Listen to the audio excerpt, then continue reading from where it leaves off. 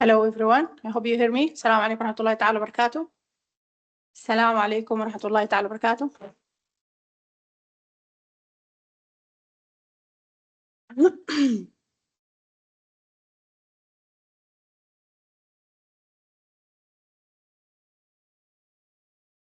Hello, وعليكم السلام ورحمة. Okay. طيب, I already sent email people for you from yesterday as a reminder. We'll have a master session. Master session will be each and every Thursday. كل خميس من 8 ل 10. So no need to ask. You just join the link at 8 o'clock and we will start our master session. Okay. And as I told you, as a BCC for, my name is Samah Mohammed Osman Hassan, as a BCC for TM354, I will start to review some of the sections with you or some of the part. We cannot review everything. Already your teacher doing a great job. And I think all of you finish until unit 5, that which is the requirement for the mid exam. And we all know the mid are coming, so we have to prepare well and wish you all the best. We stop here in our diagram. We have, as I told you before, we have different kinds of diagrams. We have activity diagram, and use case diagram, class diagram, object diagram, sequence diagram, communications diagram, state chart diagram, and package diagram. And we start do a little bit of something like the first one is activity diagram, and specifically, I will just repeat myself for you.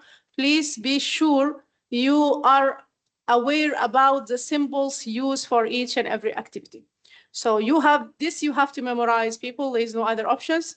When they told you activity diagram, you have to memorize this kind of symbols for the activity, for the start node, for the transition, for the synchronization bar, and each and every node here. And we take a small example for one of activity diagram. It's look like here we want to show you explicitly how you will put everything. So here you will see, that's my cursor.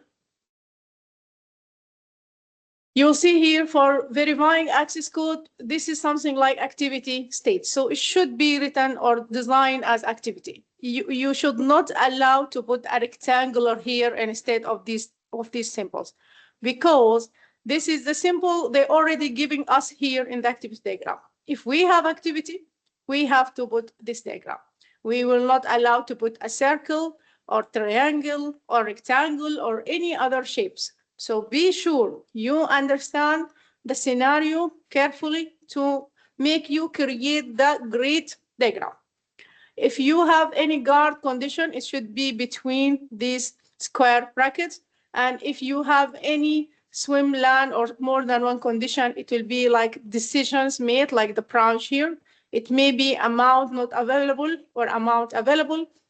And maybe you have a decision node here, and maybe you have a synchronization bar here. We'll go for each one by one, step by step, to explain for you how we will use this into our diagram. And you have to take care about each and every diagram you draw. For activity diagram, you should have a start point and end point. Nobody will draw a diagram in activity diagram without start node and end node. If you miss one of these, that means you will miss some kind of marks, because the full marks will be given only for the people draw the correct diagram. So let's have a small diagram related to the activity diagram. We'll read we have a small scenario for canceling reservations. Canceling reservation in the hotel system, we all know this process. If we get something like that in the exam, we are lucky because we already know the process. We understand what's going on. But also, you have to read the scenario. Maybe they put something extra. So that's very important. So here, they give me some 8 activity here, as you see: authentications user, retrieve reservation details, display reservation details, confirm, check cancellation, process refund, update reservations, send cancellation, and update rule. I have 1, 2, 3, 4, 5, 6, 7, 8, 9 activity. And here, because we are in the master session, we give you, this is the sample you should use. So we think about something like that. This is our diagram. We have two people, guest and receptionist, and we all did this in our classes. We have the same diagram. A guest can do a request cancellation and provide reservation details, because if you want to cancel, that means you already have a reservation detail. He will take this information, sent to receptionist. The receptionist job is to check if this reservation is valid or not. Then only they will ask if it is late for the cancellation, they will add some penalty of charge, some money.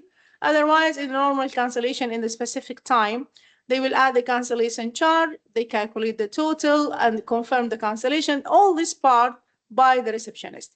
Then only will move sending that to provide a payment detail to the guest. This line, which calls swimland, this separates between the rule, because I have a guest, he has different rule, and I have a receptionist have different rule. Okay? For the specific diagram, we can think for something different. You can think about online shopping process, right? Or try to design that diagram. Think about loan approval process. Think about travel booking process, customer support process, registration in Arab Open University, opening an account in Al Rajhi Bank, shipping process, customer checkout. Think about anything. Think big and try to design any kind of diagram that will make you understand what's going on better and better and better. So we have like a brainstorm. If we have a simples, when we ask us to create an activity diagram, we have to think about what kind of activity in my scenario. They're giving me a scenario in the exam. Okay, so I have to read the scenario. I have to separate between two things, activities and rule. Activities is something like registration, authentications, retrieve data, display data, update the TMA, open the schedule, payment. This is all considered an activity. So it depends on different scenario, you will find different kind of activity. And the second important part, you have to think about the rule. The rule, like in the hotel, we have a guest and receptionist. If we are in education, we have students and faculty. We have instructor and teacher. If we are a sell perfume, we have customer and client.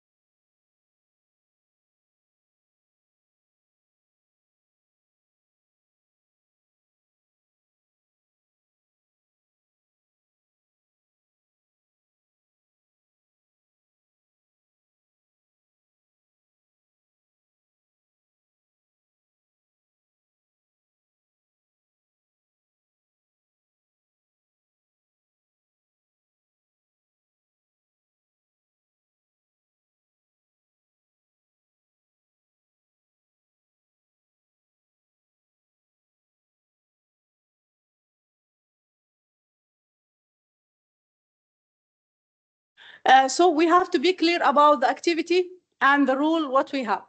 We have different kinds of activity, like registration, authentications. This is all considered as activity. We have different rules, like guest, visitor, students, instructor, teacher, customer. All this considered as a rules. So for that, you have to make sure you understand the scenario and you separate between what activity we have and what kind of rules we have. Okay? And for the decision, we have something called decision and merge. Decisions, that mean we have condition. We have to validate or check something. I have to check you are payment or you didn't payment. You register or not register. Your age is verifications to register in Arab Open University or not. Your age is verification to open an account in a Rajhi Bank or not. So like that, you have to think about if there are anything in the scenario, need to take decision more and two. So we will put a decision diagram, a decision symbols. And if they want us, so for that, you have to make your mind work correctly in the correct decision. Which one in this scenario I will put as activity? Which one it will be as a rule? Which statement I will write as a decision? Because if you mess up with this, like for example, I put a student as an activity. This is wrong. I put a registrations process as an actor. This is wrong. So for that, you have to make your brain wake up and work correctly. Okay? For activity diagram, design an activity diagram like مثلا a registration for the course. We all know how we make a registration for the course. You must use a swim lane to represent at least two rules. You must use a synchronization bar at least once. You must use a decision node with the respective, or you can use a merge node at least once. You must use a minimum of 5 activity or something like that. Okay, is that clear, people? Do you have any questions? If you have any questions, please write in the chat room.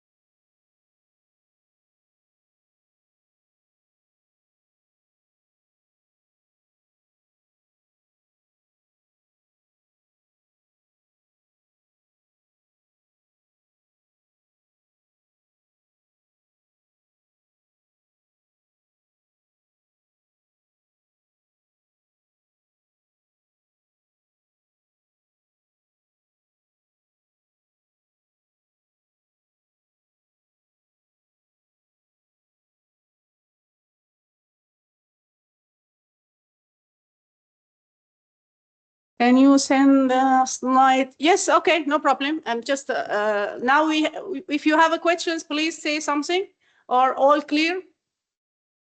Okay, so we'll move on if everything is clear. We'll think about registration course. This is another example for activity diagram.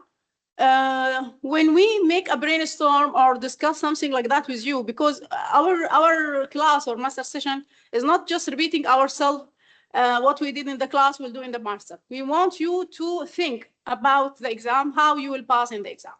So here we'll have another activity diagram example, like a registration course. A registration course, also it will be a different scenario. We know a registration in Arab Open University, but maybe they give us a different scenario in our exam. So we will have something like a swim lane, because we have two rules. The rules here will be a students and advisor, like what we did here in Arab Open University. Each students have one advisors. So for you have to put a swim lane here. This is the line for swim lane to separate between the rules. Then we think about the activity.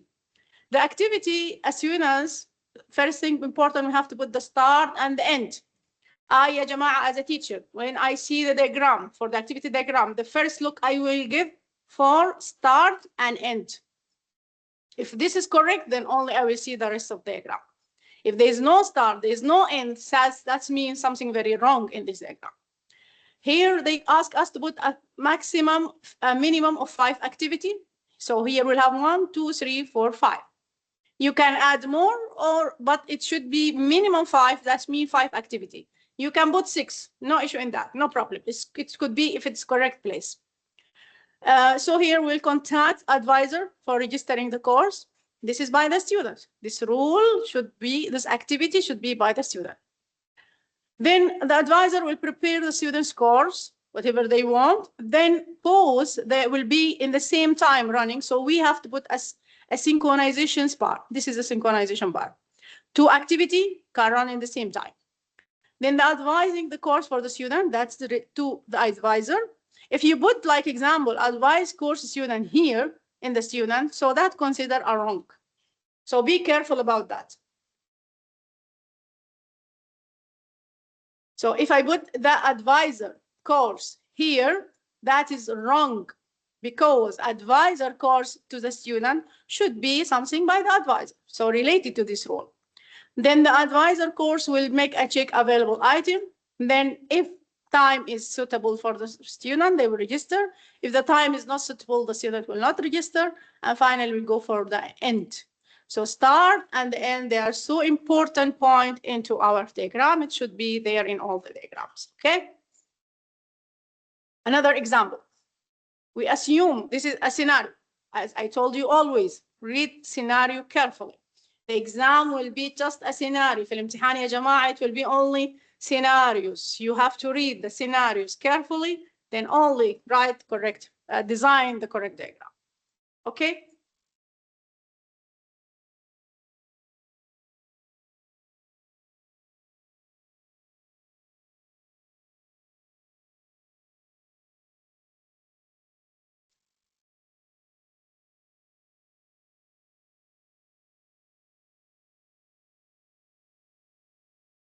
Here, our scenarios say, assume that in a university, the continuous assessment, CA, consists of TMA and MTA to know if a student pass or fail. CA before the final exam. That's what we did here. The system has been designed to do system read the grade, TMA and MTA, then system add the grade. Then if the grade greater than 20 or equal, otherwise you are failed. Okay? So here our scenario, the most important things, as we discuss, start point and the end point. Then two things, they will be running at the same time, so I'm using synchronization bar. I have read the grade and read the grade from the MTA and TMA. Pause, they will be in synchronized joining in to give me a compute the continuous assessment grade. Then I will have a decision. Here we have to make decision make. When they say if, that means I use a decision symbols. If it is greater than less than 20, they will fail and they will not allow them to go for exam. Otherwise, they are pass, so they are giving me pass operator here. Simple as that. Is that clear, people? Have any question?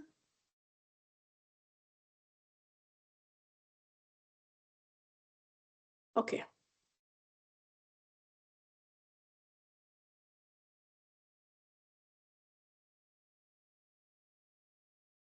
Now we want to speak about decision node, merge node, and synchronization bar in more details, because these things are important.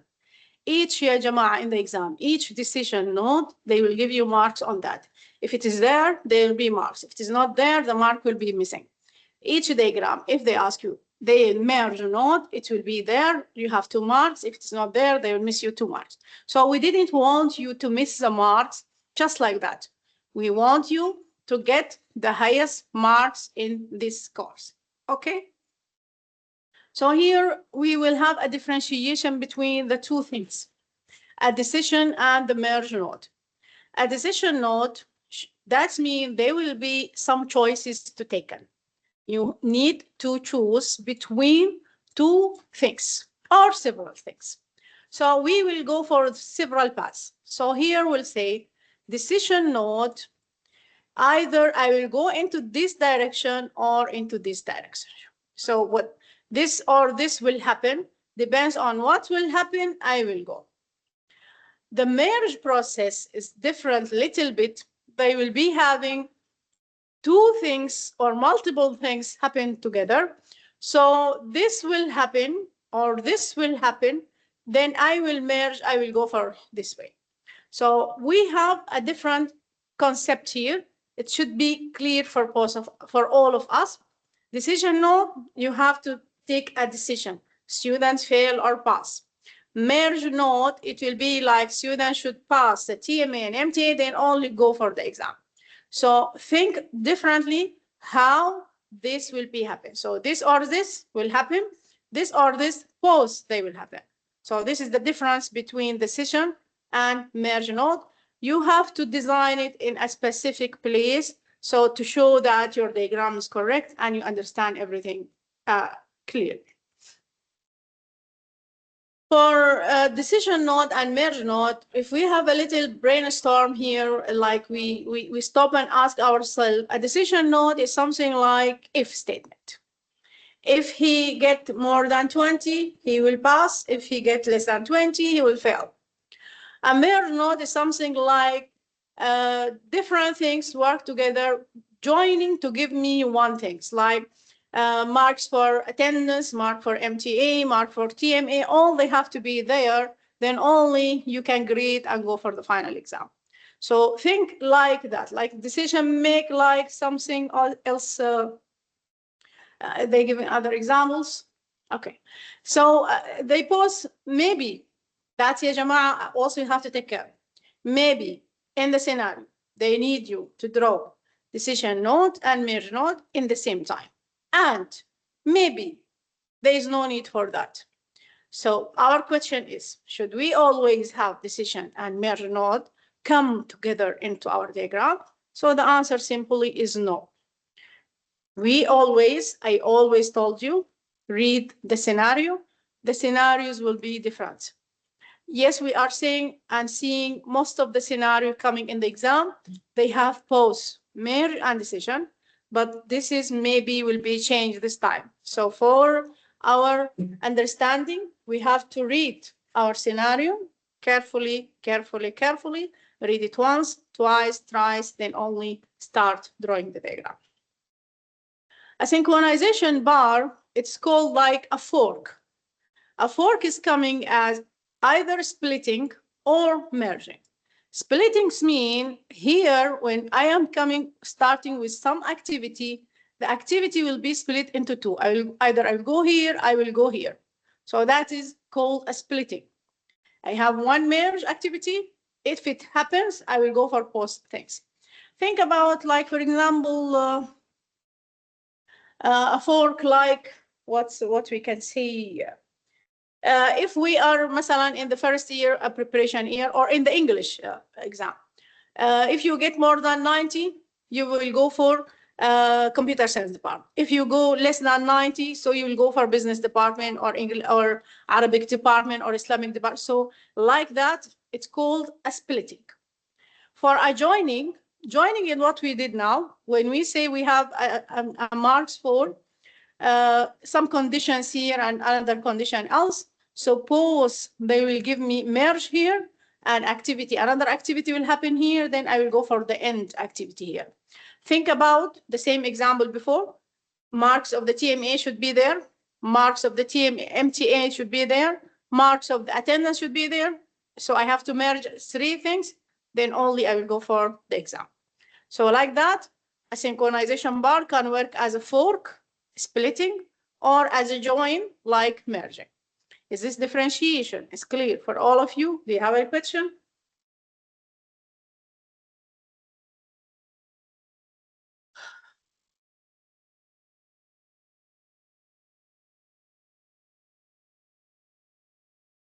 Okay.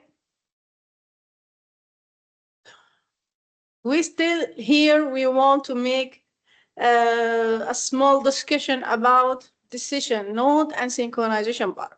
What is the difference between them? Both they are splitting.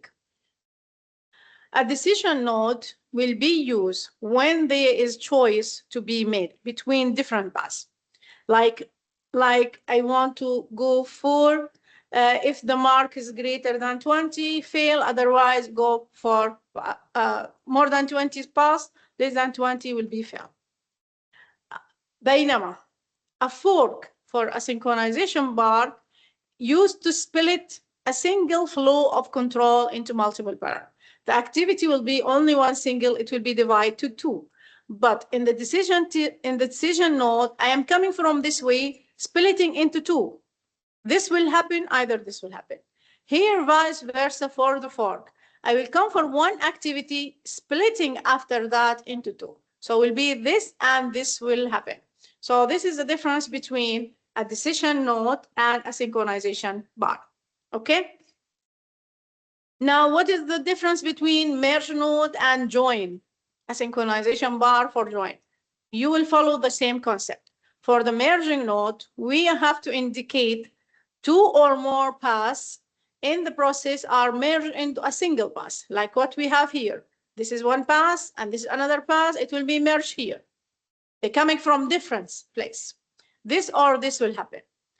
But in the synchronization bar, we are joining both activity. This activity will happen and this activity will happen, only will merge them to this activity. So here we'll have this or this will happen. Here we'll have this and this will happen. And we all know as a logical or means one of them is correct, the result will be correct, and mean both they have to be correct, then only we'll have the correct result. Okay? Here we'll take an example for another activity diagram. They will ask us draw an activity diagram for the following process of create document file. The statement is like this. 1, open the word processing package, create a file, save the file, type the document, graphical if necessary, open graphical into the document,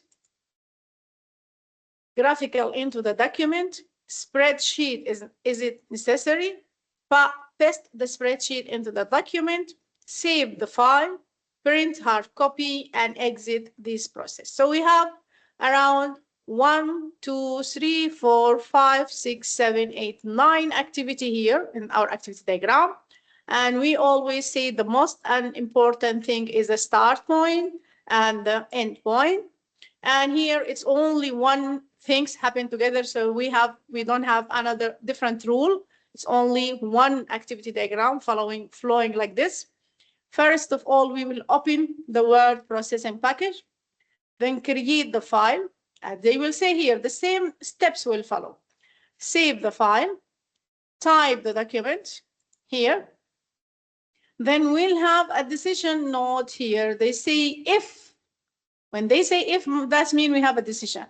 If there is a graphical, we'll go for open and use a graphical. If there's no graphical, so no need for that, we'll go here. Then again, they will say if down, if a spreadsheet is necessary. So if a spreadsheet is table, we'll go for a spreadsheet here. Otherwise, no need for that. So we have two decision nodes here. With one, then only we'll save, finishing our file, printing the hard copy, and exit our program. So this is a small activity diagram for these steps. What I like to advise you all to do, just take this statement, hide this diagram, cover it, or remove it, copy and paste this text in any Word file, print it, have it in your paper, take a pen, take a white paper, and read the scenario, and start drawing this scenario from your mind, from your brain. If you return back, normally from the first time, you will not get everything correct. That is normal, people, because we are all learning together. So return back for the diagram, check what things you miss. You write only one decision, not two decisions. Why you think it's one? Why you didn't put the second one? You didn't mention the create, you put create and save in one activity. So like that, you will learn from your own mistake. By this only, and I'm repeating myself, ya Jama'ah, by this only, you will be prepared for the final exam. Otherwise, if you are just sitting, opening your slides in your tablet or into your mobile or into your computer, that is not considered and practice for you. I told you, take the scenario, have a pen and pencil with you, white paper, close the diagram, cover it, read the scenario, and start to draw the scenario from your mind. So only by this way you will learn how to draw and how to understand the scenarios. Okay, people, is that clear? Do you have any question?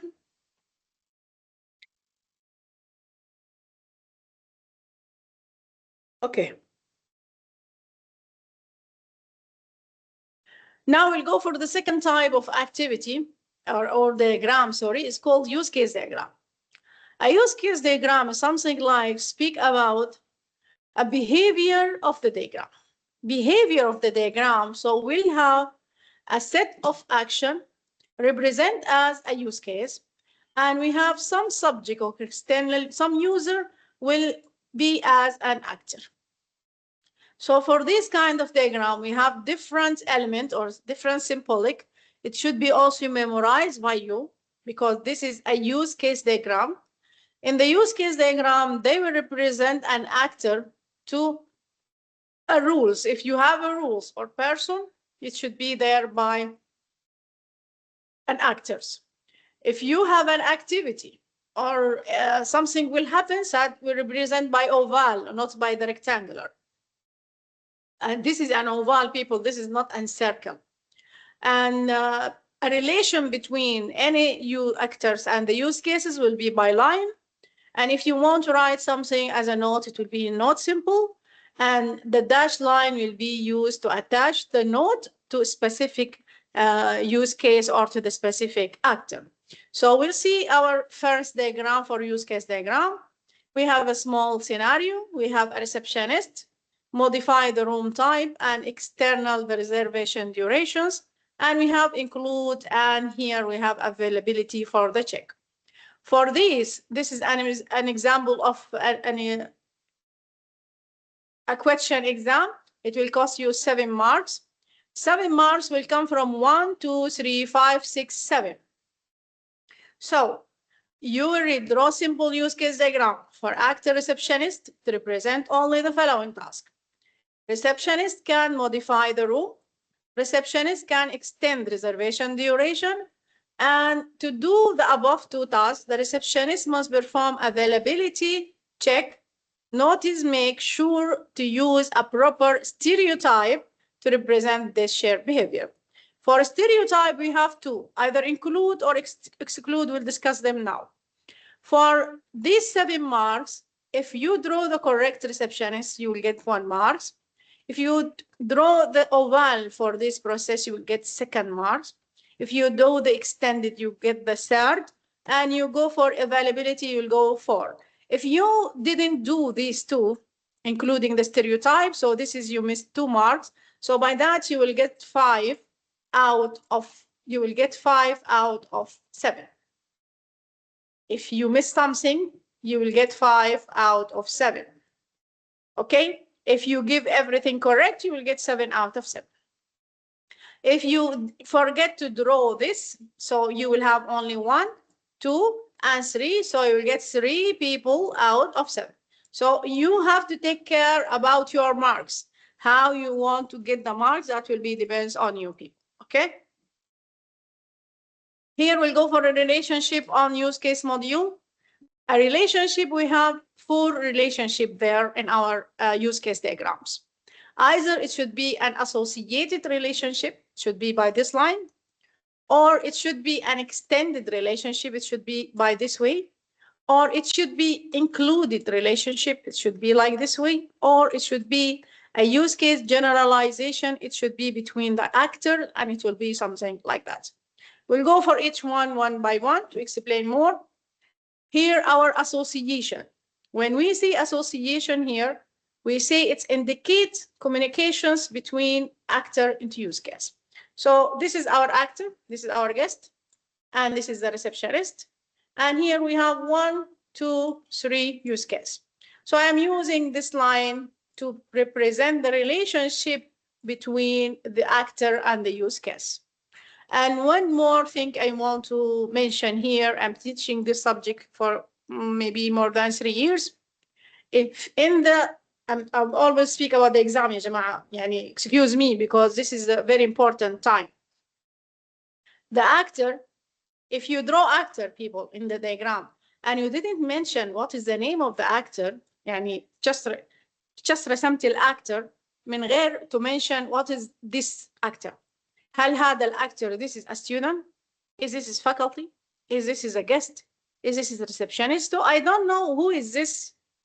So for that, you will not get the marks. For that, if drawing the actor will give you 2 marks, you will get 0. You draw the actor correctly, but you didn't mention who is this. I don't know what's going on here. So for that, please also be careful. Drawing the correct actor, giving the correct name or the correct role. Is that clear, people? Now we'll go for a generalization of the actor. A generalization of the actor that we use this symbol. The last one here, the arrow with the directions. When we want to make an arrow with a direction, that means we have to specify this actor, what use case he have to do. You should not allow to do something like that. This actor will go here and will go here. This actor will go here and go here and go here. That's make a miss for your diagram, or something ambiguity, or something unclarity for your diagram, or complexity for your diagram. When I show a diagram like this, I feel like who will start the initiation? Who will start the application? Who will do the job first? Anyone can do everything here. This is not a good designing. To make your designer more better, to optimize your design and make it more clear and more understandable, you can simply say a use case is used to make you understand who will do what. So who is the customer? He can do book a car, book a flight, book a hotel. Either you will go for this way, or you can go for generalization by this design, like you can put a customer here, you put activity for all, book a trip for component with no specifications here. Then down in the second level, you go for a specification, book a car, book a flight, book a hotel. So like this, you have to think how you will draw your diagram, how you will put your actor, who will be responsible for what, and something like that. Is that clear, people? Do you have any questions until now? If you have a question, please write it in the chat room.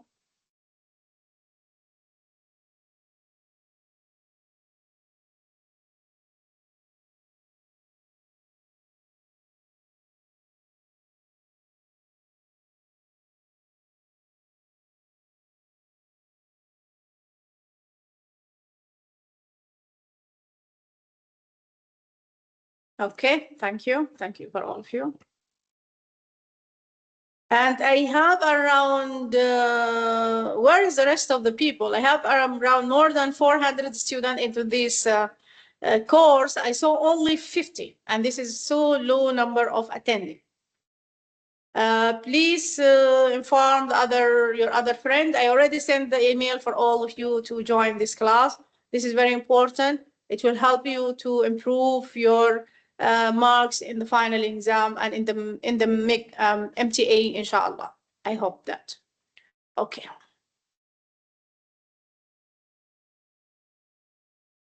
For use case diagram, we have another example for generalizations. This is another example or another diagram. We have consider an online return system where user can browse item, add them to a shopping cart, and make purchases. There are 3 types of user. Either the user should be guest, or should be registrations user or premium user. So I have 3 rules here. All user can browse items. So this is an activity. Add item, add them, shopping in the cart. However, only registered user and premium user can make purchase. With premium user enjoy additional, they have extra things to do. They have enjoy additional benefits such as access to the exclusive deal and expected edited shipping. So we will go for, you can try to draw this kind of diagram. This is, you have 3 rules. You will think about something like that. You have 3 actors. and you have different kind of registrations or the job here, activity, sorry, in the diagram. Before then we'll go for the the extend and include relationship. What is the difference between them? The main and important point you to understand the difference between inclusion, which is become as extend stereotype, and the extension, which become is an extend in the stereotype. So the inclusions means include, have a common area in functionality. We have use cases, they are sharing in some functionality, they are doing something together.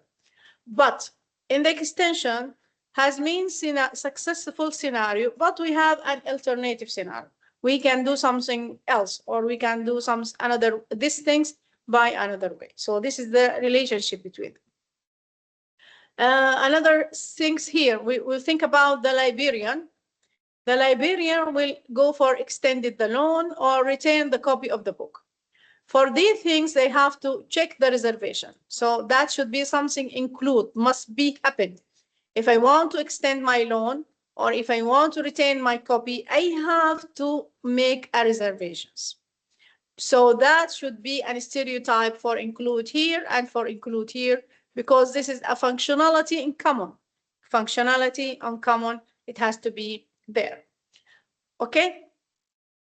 For an alternative scenario, that means something like if I told you, if I forget my password, I have to go for and send me a verification into the email.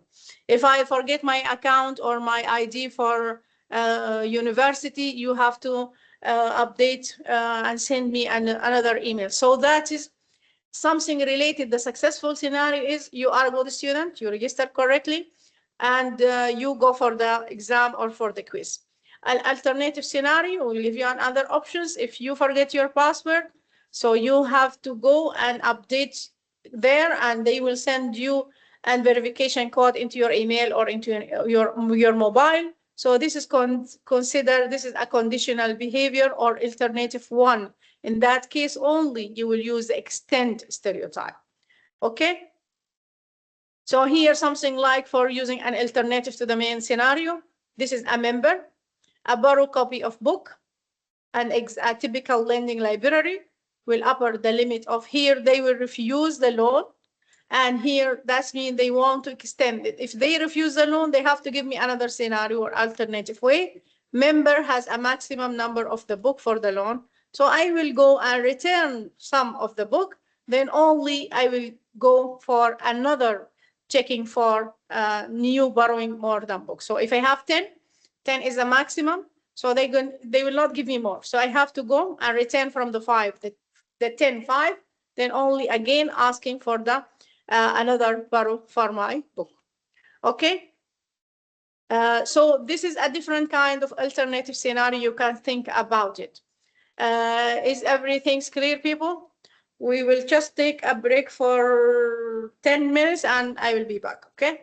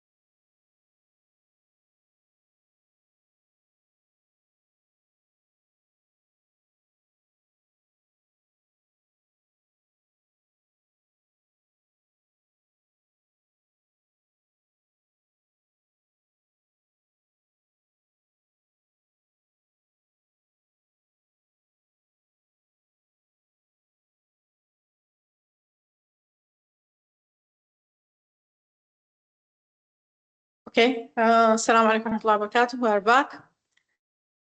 So we will continue for differentiation between include relationship between two use cases.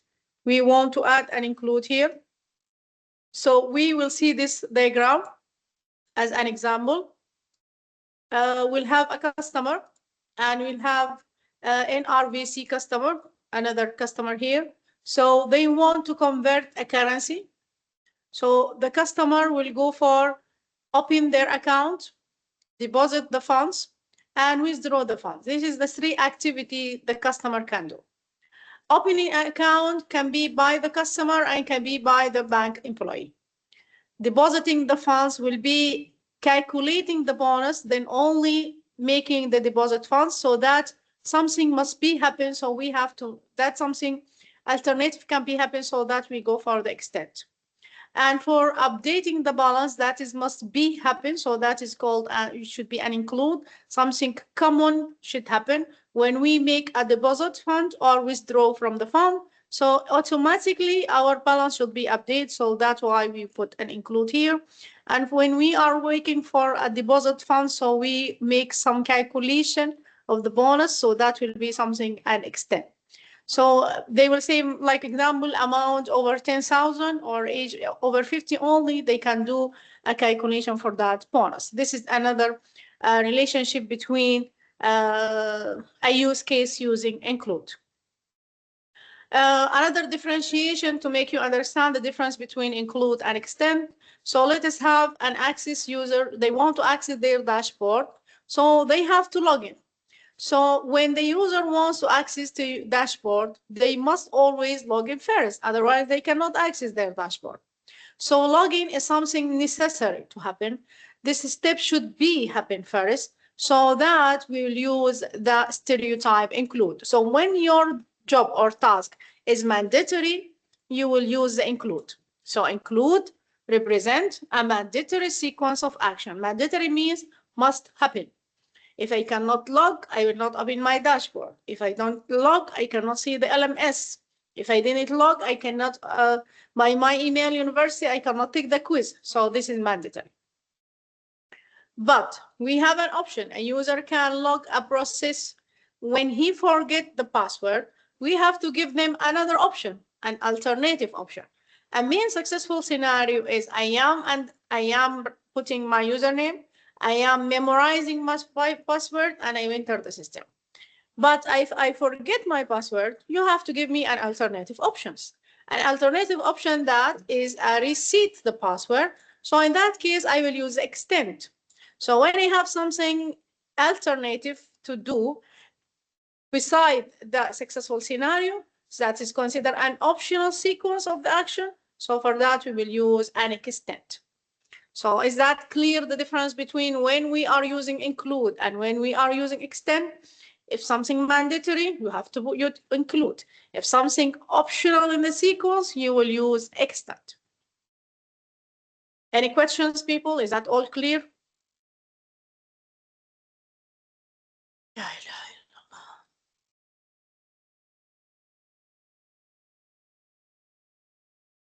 Okay, thank you. Here we are, another diagram for a use case. We'll have another scenario, we'll read it together. An online booking system is to be used at a dental clinic to facilitate the appointment of patients for different dental services. Patients who wish to book a service must log into the system and view the availability service and the doctor's name. I am a patient. I want to book. I will enter the system, check which doctor is there and which time they are available. The patient can request for appointment according to their convenient time with a specific doctor. I want to meet Dr. Ahmed at Sunday, 11 o'clock, so I can search or do something like that. If the required service and the doctor are available only, the system will allow the patients to book a service. I want to book with Dr. Ahmed at 11 o'clock, but he's occupied on Sunday, so I cannot book. So it should be clear. From this scenario, the doctor should be available and specific time you want, then only you can book. Otherwise, you cannot book. You will search for another slot. The booking details can be printed from the system or can be sent to give an email. So I have two options here. Either I will give my email, they will send me my reservations or my booking, or I will print my reservation and to go to the hospital. So this is our simple scenario. We want to draw this scenario. Think about this scenario in the exam. This is an exam scenario. It can be happen like that. So we will read the scenario once, twice, three, understand what is there, what is the activity, who is the rule. The rule here is the patients, the activity like booking, booking the time, logging to the system. This is all an activity. So our patient is an actor and the system. We have two actors, the patient and the system. What patient can do? Log in, view available servers, view doctor's name, request appointment. To book a service, that is must be booking the service, so we will put include. Options to the patients to print a booking details or sending by email. So this is an alternative options, so that we'll use extend. But to book a services, this should be a common function if they are find the specific doctor in the specific time. So it must be mandatory to make a booking. I want to book a time with a specific doctor. So for booking, we'll create and include stereotype. And for an alternative options, we will use the extend stereotype. Okay. Another diagram, another scenario. We're looking for an online booking system to be used at a dental clinic to facilitate the appointment of the patients for different dental service. Patients who wish to book a service must log in to the system and view available service. And the customer name, the patient can request for an appointment according to their convenient time, the same scenario. If the required service and the doctor are available, only the system will allow the patients to book. The booking details can be printed from the system or can be sent for a given address. So it will be, it's look like the same scenario, but different way. So here our patients and here our system. The system will confirm the booking. The patients will view the services, request the services, book the services, and print the book details. It must be include, he have to log in to do all this job. So we can draw something also like that using include. So must include, must log in first, then only I can view the services, request the services, book the services, and book the time with our doctor. This is another scenario. You can also read it and draw it. It's all here. This is only for your practice. You can try to practice this. Okay. We'll go for just try to review fast Unit 5 because it's included in the exam, in the midterm exam. Unit 5 will be speak about structural modeling. Here we'll go for a class diagram. For a class diagram, we all know what's the difference between class and object. A class is something should be coming from the real life, and the object is an instantiation of that class. So like in this generalization, if we have a dog, this is considered all the dogs, so this is a base class. If we have a specific type of dog, it's a puppy, so here we will have an object. For a class, we will not have any details or the value, we'll just say color.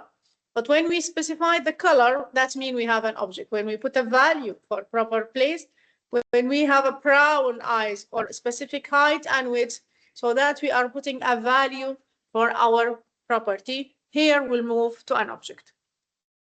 Generalization speak, we can have a student as a biggest class for all the students. Each student will be having ID, name, and address, for example, and marks for their course. But when I go for speak for a student Fatima, that means I will say the name is Fatima, the age is 20, the mark is 40. So here I'm speaking about the object student Fatima. I'm not speaking about the student's class of generalization. So consider a class as a generalizations And object is something like more specialization by specifying specific value for each and every object. Okay? How we draw the class diagram, we already understand how we draw the classes using the UML when we all study M251. So a class should be something like this, rectangular, separated into three parts. The first part will be contain the name of the class. The second part will be contain the properties and attributes of the class. The third part will be contain the method or functions of the class. And the relations between the classes, it will be something like between the line like this, and we will have this something called a multiplicity. That means the type or number of the relation between our classes. So here, this is our attributes, here our corporate customer, and here our operations. Here as generalization, if we have a class parent with coming with two child here, so this is our generalization and this is our specialization. If we have this design or this symbol here, that means this is an aggregation relationship. And we all know we have two types of relationship, aggregation or composition, and one of them is most greater or stronger than the other. So this is how it looks when they ask you to draw a class diagram. Here we have a differentiation between a class diagram and object diagram. A class diagram is more generalization, so we'll say customer. Object diagram will say customer C or customer Ahmed or customer Fatima. So we'll go for the object. In the class diagram, this is a super class diagram. Here the generalizations of the class, and here the subclasses or a child class. For the object diagram, when we go for the order, we'll say order number 1, order number 2, order number 3. And we have to notice something. When you receive the name of the class here in the class diagram, there is no underline. When we came to draw the object diagram, they will be underlined under to an object diagram. In the left side, you will write the object name, and the right side, you will name the class name. So it should be something like that. When you are drawing a class diagram, you will just put the properties. When you are drawing the object diagram, you will give a value for that properties. Is that clear, people? Do you have any question until now in the class diagram and the object diagram?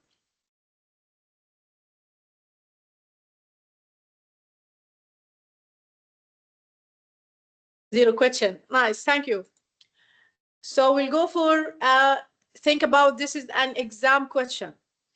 Explain the difference between a class and object with the help of simple theoretical example. No need to write any program code, so no need for Java or C++ or anything. Also provide the class diagram representation. That means you have to draw of a class and object diagram representation for the object. So simply we'll say an object is an instantiation of the class, or the object is a stand for something real in the problem domain, or the object is something coming from the class, or the class is representing something from our world. That you have to write something, show you understand what's meant by the class and what's meant by the objects. Then you will give example like specific home room in the hotels. It can be considered as a class, or a specific student in a university. It can be considered as another example. That class describe possible object for that kind. So we have the room. This is a class design. You have to draw the rectangle separated into three parts. You will write the room name here. That is the class name. You will put some properties here, and I prefer to put some method here, at least one. Don't leave it empty like that. And for the object diagram, you have to write the underline here, the class name, colon, then you write the object name. And you have to give a specific value for specific properties. So like that, you will get the full marks for this question. You make a small definition to define the class and the object, and you draw correct class diagram. Select any object you know, a room in the hotel, a student in the university, a faculty in the university, an employee in the company, whatever you think about, it will be considered a correct example. Okay? Do you have any questions? Here, another example for an exam questions. Does class diagram consider as, this is a theoretical and short answer people question. Does a class diagram consider as a static or dynamic modeling? Explain your answer. When you see something like that, people, explains mean they want you to explain what you understand. Not explaining means writing a full page. لا تكتبوا صفحة كاملة. This is wrong. Explains mean 2 or 3, 4 maximum, 4 lines if it's something short. Writing a full page will not give you a full marks. I need only 2 or 3 lines when I say explain the answer, specifically about small things like, this is just a small question. We ask you, does the class diagram consider as a static diagram or dynamic? So you will say, is it considered as, yes, it is a dynamic modeling, or yes, is it a static dynamic modeling because 1, 2, 3, 4. That's what I mean by explain, not writing a full page of paper. Okay? Candidate for the classes. Candidate for the classes means when we reading the scenario, we have to find who can be considered as drawing as a class. A thing can be drawing as a class. It will be in different categorizations, like a tangible objects. Tangible object like a room can be considered an object. A bills can be considered an object. A book can be considered an object. A vehicle, a car, a person. A rule. What will consider as a rule? Employee consider as a rule. Guest consider as a rule. Member consider as a rule. Faculty consider as a rules. What events can happen? Events can happen like an interaction between the environment. Like a reservation is an event. A registration is an event. Order is an event. Viewing data is an event. Uploading TMA is an event. What considered as an organization or unit? Organization or unit is something like such as an account department, a faculty of computer science department, a faculty of business department, an HR team. So like that, you have to think about the candidate classes. You will have an object, something they will have a rule, something should be an event, and something it will be in a different department. And as I always told you, that will be different from each and every scenario. So better we will read our scenarios carefully. Is that clear?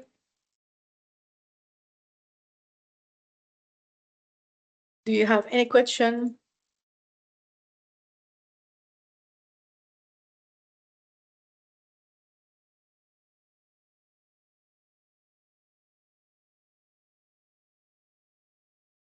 Writing Faris, writing the definition, of course, also consider a correct writing. You mean the definition of the class and definition of the. No, Faris. They ask you, does class diagram is considered static or dynamic? No. If you find this question saying, you mean by defining static module is blah, blah, blah, and dynamic module is blah, blah, blah? No. You have to clearly mention a class diagram, it is a static module, and here you can give the definition of the static module. No need for a dynamic module. Just I want to know, you as a student, you know this is a class diagram is a static module. So you will say it is a static module to describe the element of the system. Then here you can give the definition of the static if you know it. Okay? And don't give, say, when they explain, don't write static module is like that and dynamic module is like that. This is not a correct answer. This is a wrong answer. You didn't answer my question. I specifically asked, ما هو a class module؟ هل هو static ولا dynamic؟ إذا بتعطيني the definition of a dynamic ولا static، هذه ليست الإجابة يا جماعة. This is not the answer. Okay? Is that clear?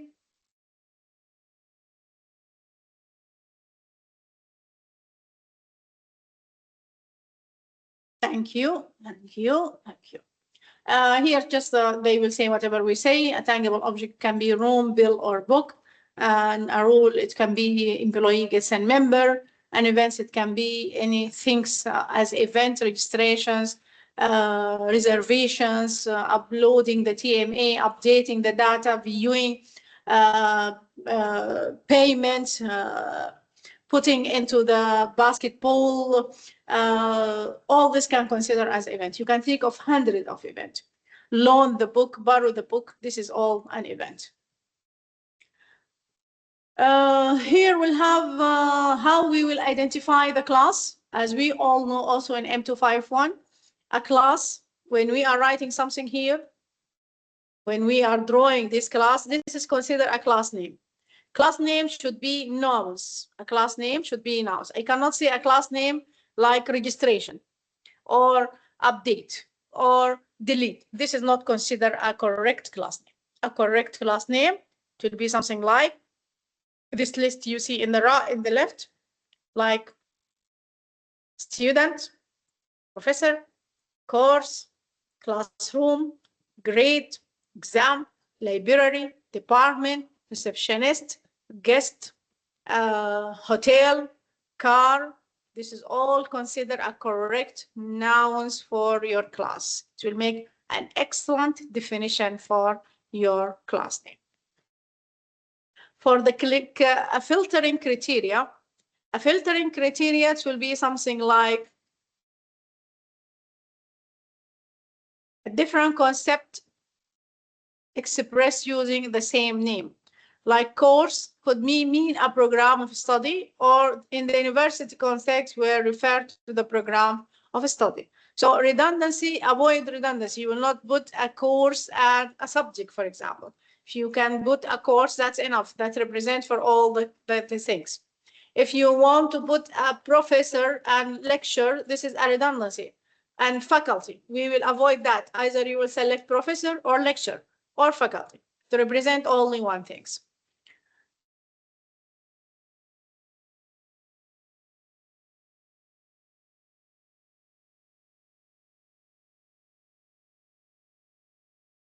Okay, so a brainstorm also, when we can say a grade here might initially seem like it's on a class. A grade should be something related to the class or the exam. So no need for putting a grade and the course or the classroom. So for that, it could be considered attribute for the exam or for the course. So we will not use a class for a grade, for example. Lack of relevance to the problem domain, you can say residence might be relevant if we are modeling entire university system, including students, accommodation. However, if we are only focusing in the academic department, so residence will be no need for using this kind of classes. So after applying all the filter criteria depend on each and every, that depends on your system. If you are in education system, you will have something like student, professor, course, classroom, and something like that, faculty. If you are in the healthcare, you will have something like doctor, patients, and different occupyment and something like that. So you have to take care about the filtering criteria of your applications. We will have a question like, can you identify the categorization and suitability of the following classes in the hospital management system? So we'll have class patient, surgeon, hospital room, financial department, medical conference, categorized tangible object, rule, event, and organizational unit. So subtitle class, when we have a patient can be considered as a rule, surgeons can be considered as a rule. A hospital room can be considered as a tangible object. A financial department can be an organizational unit. And medical conference can be as an event. And non-subtitle classes, so all classes are suitable for that. So all classes are correct. We can use all of them here in the medical health scale. Okay. Another example, a software developer is designing a system to manage a bookstore. Identify whether the following classes are suitable or not, and state their category: tangible, object, rules, events, and unit. So our classes here: book, cashier,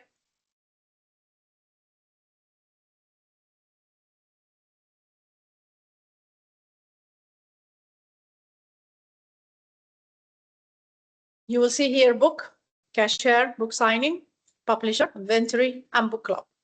So for the class suitable, book can be an object, cashier can be a rule, a publisher can be an organizational unit, an inventory team can be an organizational unit, a book club can be an event, and a book signing, there is no need for a book signing in the managing of a bookstore. No need for that event here, so we can exclude it from these steps.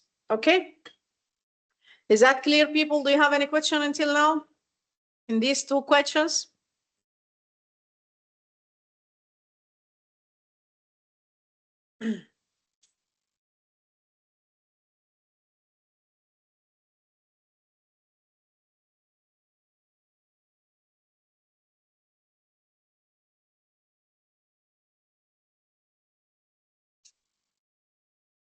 We'll have another example here, or another questions regarding the same concept.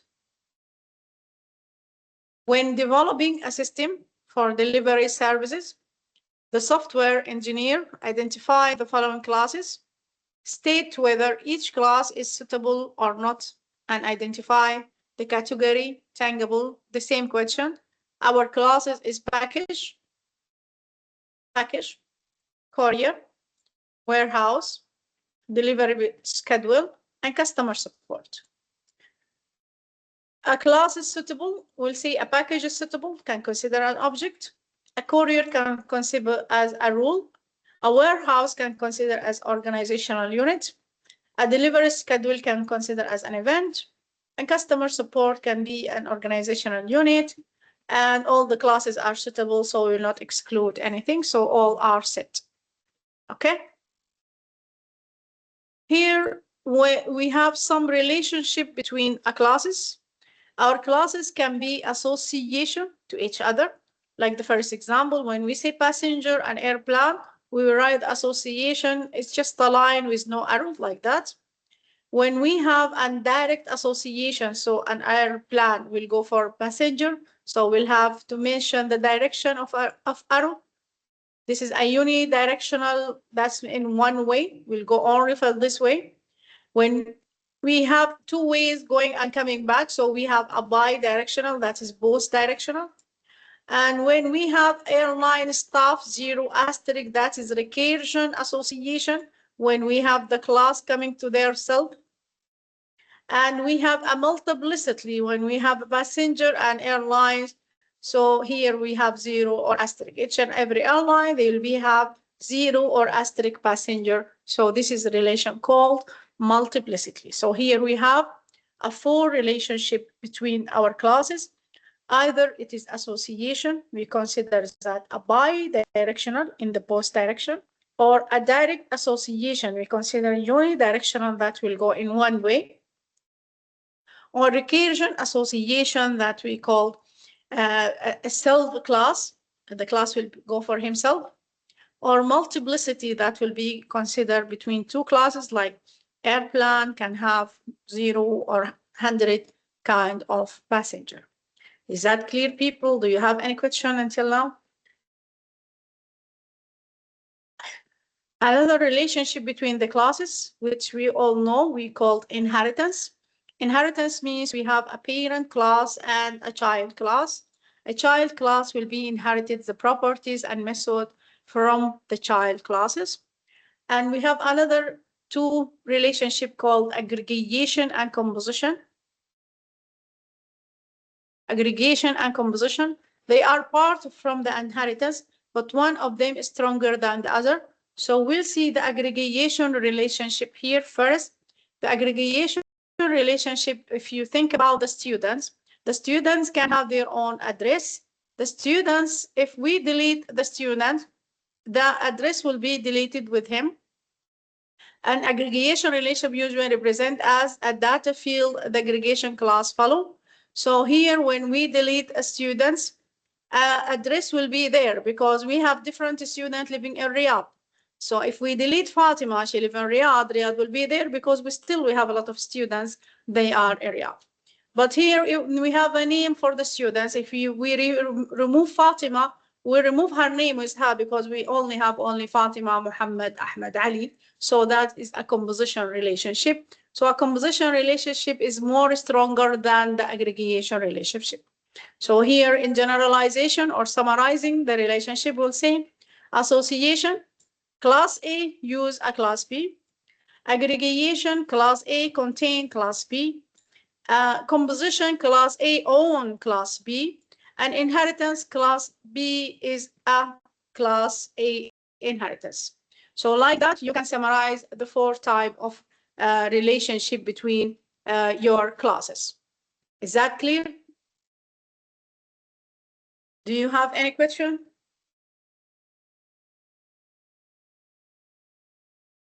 Okay, if you don't have any further question, I think I will stop here. We'll continue the next class, inshallah. Okay, just be with me. I will take the attendance.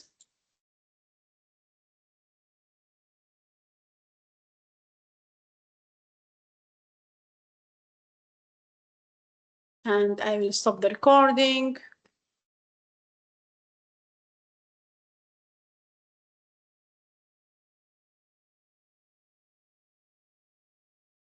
Download the attendance. Okay.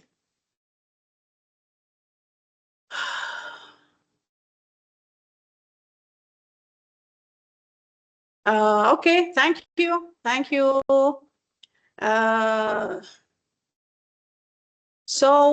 People, the link will be available for all of you because some of you, they keep send me an email. It just be stop the recorded.